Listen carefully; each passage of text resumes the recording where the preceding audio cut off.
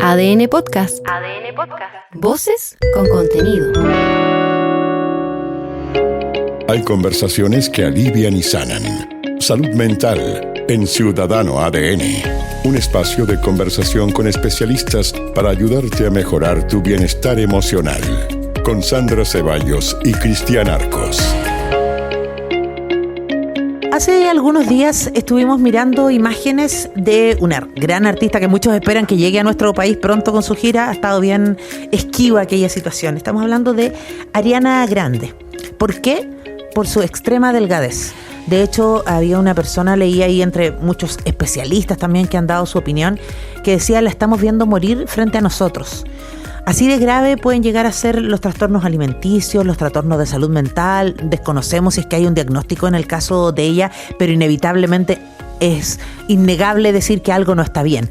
Y no solo con ella, sino que con estándares que se instalan de pronto dentro de la juventud y esta idea de la nueva delgadez que vuelve a asomar en las pasarelas, en la publicidad y también en figuras que son relevantes y son de alguna manera incluso referentes, sí, para niños y jóvenes. Popular, que la siguen y todo. Tal cual. Queremos hablar ahora con el psicólogo y director del Laboratorio de Convivencia, del Instituto de Bienestar Socioemocional de la Universidad del Desarrollo, Jorge Varela, que está con nosotros. ¿Cómo está, profesor? Buen día. Hola, Jorge. Hola, ¿qué tal? Muy buenos días. Saludos a todos y todas. Jorge, bueno, ustedes además al trabajar en una universidad me imagino que son más, están más presentes y más en constante comunicación con los más jóvenes, ¿no?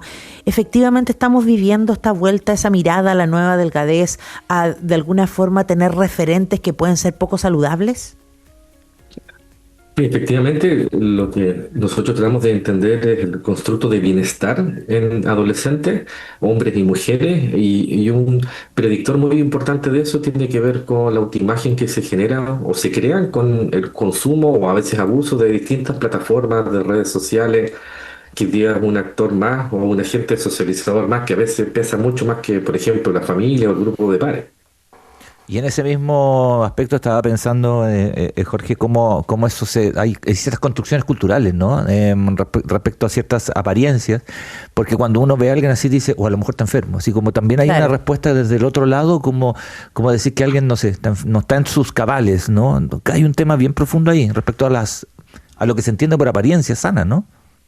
Efectivamente, y además un tema que no tiene necesariamente un control o una regulación o un autocontrol, porque hoy día en general hemos visto que se han masificado distintas plataformas, distintas redes, a veces muy peligrosas, ¿no? Cuando aparecen estos retos que se han asociado a conductas suicidas en adolescentes, y lo hace peligroso, porque en el fondo no tiene nada de malo consumir redes sociales, informarse de lo que pasa en el mundo, interactuar con amistades, pero tiene una conducta de riesgo asociada muchas veces. Y en la autoimagen, cuando hay personas que tienen problemas también asociados a eso, por ejemplo, con la alimentación, es un catalizador en el fondo, que le refuerza esa sensación o esa percepción sesgada de sí mismo y que es un factor de riesgo muy grande finalmente. Claro. Y recordemos que habíamos pasado por una época donde se instaló el concepto del body positive, que también los especialistas miraron con cuidado y dijeron, ojo aquí, porque una cosa es sentirse bien con su cuerpo y otro es avalar que uno esté enfermo, que esté en riesgo, ¿no? Aquí vamos a ser bien responsables. Nosotros no conocemos si es que hay algún diagnóstico directamente con Ariana Grande. Puede tener otro tipo de enfermedad que a lo mejor afecta su peso, puede tener algún desorden alimenticio, puede tener un problema de salud mental. No lo sabemos, pero de que hay algo que está incorrecto en ella, claramente se nota, ¿no? Y ella misma ha tomado la decisión, además, porque después se vienen toda esta cantidad de críticas de decir que apenas termine mi gira en septiembre yo voy a descansar un rato de las redes, del mundo, de las apariciones públicas, porque ha sido mucha presión. O sea, en el fondo se va haciendo una especie de escalada, Jorge, ¿no? Respecto a su estabilidad, me imagino. Claro, porque afecta mucho tu vida. Las figuras públicas que tienen plataformas, que tienen redes sociales, reciben mensajes todo el tiempo. Me imagino que algunos los revisan ellos o tienen también ayudantes que hacen ese ejercicio. Y eso finalmente te termina agotando. No solamente los famosos, ¿no? Yo creo que todos nosotros también convivimos y coexistimos en el espacio público y hace una diferencia en tu vida cuando recibes comentarios positivos versus comentarios negativos. A eso le llamamos a veces ciberacoso y hemos visto muchos casos de acoso en Chile que van asociados con ciberacoso, donde las experiencias de maltrato básicamente se multiplican o genera como un efecto exponencial y tiene un efecto mucho peor porque tú no te puedes arrancar de ese espacio social, ya que es donde hoy día coexisten los adolescentes casi de la misma forma que de manera presencial. Claro, y eso es... Sí, estaba pensando ahí, y lo hemos conversado otras veces, estamos hablando con Jorge Varela, es psicólogo y director del Laboratorio de Convivencia de Instituto de Bienestar Socioemocional de la Universidad del Desarrollo, que seguramente también es parte de lo que ustedes han conversado más de alguna vez respecto a esta realidad que también existe en términos de plataforma, en términos digitales, que es una realidad también, no es una realidad falsa, es una realidad también. Claro, el tema es cómo se priorizan y cómo se ven desde ese punto de vista. Y estoy hablando más allá de la apariencia, estoy hablando de los vínculos que muchas veces existen a través de este tipo de plataformas que son muy fuertes, efectivamente. Y ahí yo en particular era no detractor de la ley de prohibición de los teléfonos, sino que a mi juicio el debate estaba en el lugar equivocado. A mi juicio la discusión estaba en cómo enseñamos a adolescentes a usar responsable y críticamente estos dispositivos. Tanto desde la casa como desde el colegio. Y yo creo que hoy día el efecto de la ley sobre esta materia va a ser muy poco. Un adolescente hoy día, no sé quién se va a acercar hoy día entonces de enseñarle educadamente esto, porque las plataformas, si bien tienen estos controles de acceso por edad, es súper fácil darse vuelta y buscar un camino alternativo para eso. Claro. Entonces, a mí lo que me preocupa hoy día es que un chico o una chica de 14 años tenga el teléfono, ya no lo puedo usar en el colegio, pero no hace gran diferencia finalmente, porque puede estar toda la tarde frente al teléfono.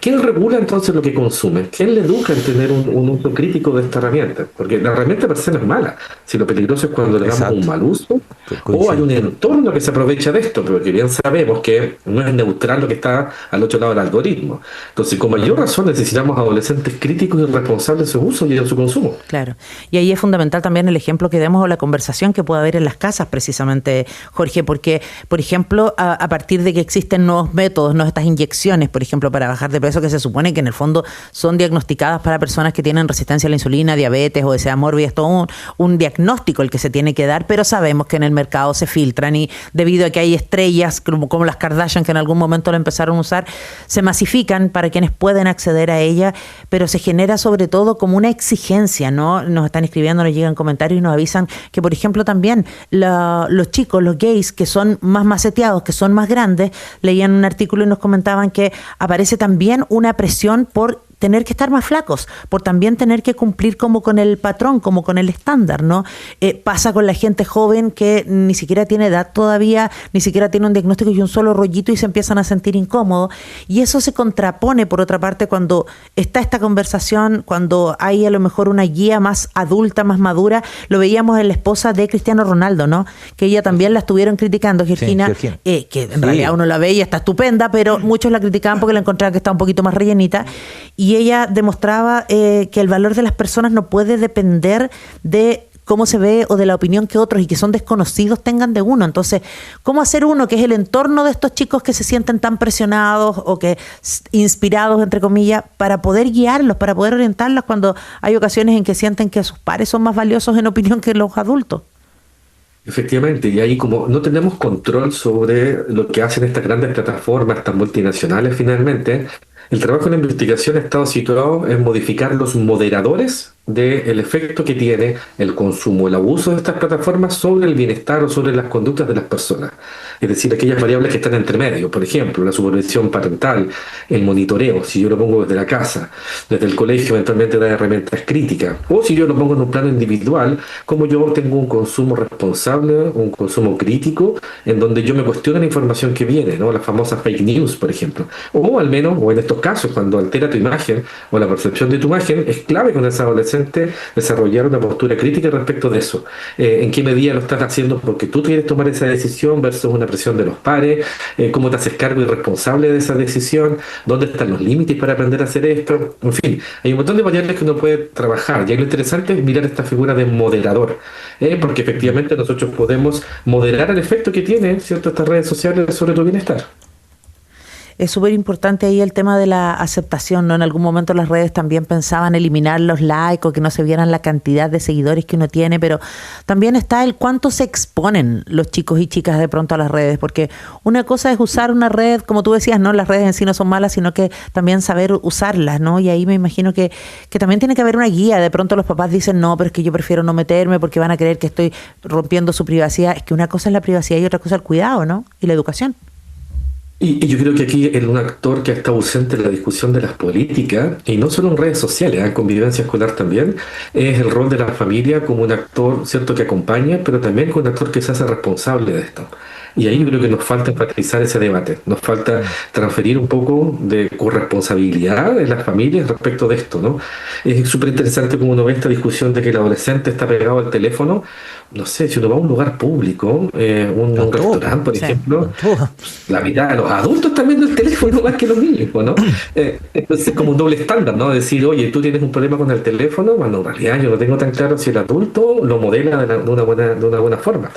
Entonces, ese actor hoy día yo creo que está muy ausente en la discusión que tenemos, ¿no? Probablemente porque es difícil meterse en la casa o no sabemos cómo meternos en las casas, pero a nuestro juicio hoy día es un actor necesario para esto. Sobre todo si se prohibió el teléfono en los colegios, yo necesito entonces enseñar en el uso responsable de estas herramientas a nuestros adolescentes.